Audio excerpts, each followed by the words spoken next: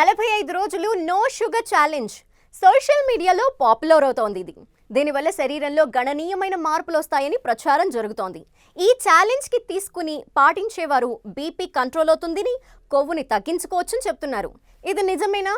అసలు షుగర్ తీసుకోకపోతే మన బాడీ తట్టుకుంటుందా? బాడీలో ఎలాంటి రియాక్షన్స్ వస్తాయి అనే దాని మీద చాలా డౌట్స్ ఉన్నాయి.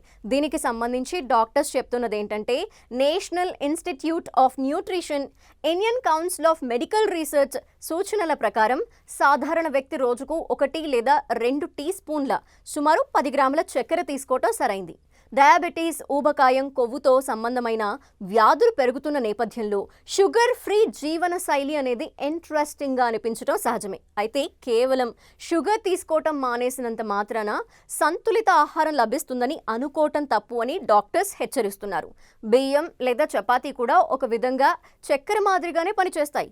కేవలం షుగర్ మానేయటం కాకుండా ఎక్సర్సైజ్, సరైన ఆహారం కూడా చాలా అవసరం. ఎంత షుగర్ తీసుకోవాలనే దానిపై అవగాహన కలిగి ఉండటం ఎంతైనా అవసరం.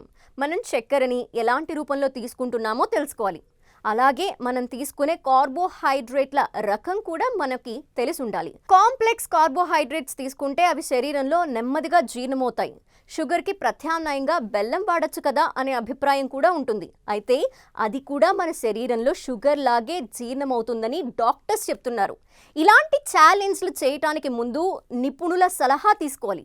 చాలా సందర్భాల్లో డైటీషియన్ లేదా డాక్టర్ సలహా లేకుండానే ఇష్టం వచ్చినట్టు డైట్స్ ప్రారంభిస్తారు. దానివల్ల అనేక ఆరోగ్య సమస్యలు ఎదురవుతాయని డాక్టర్స్ హెచ్చరిస్తున్నారు.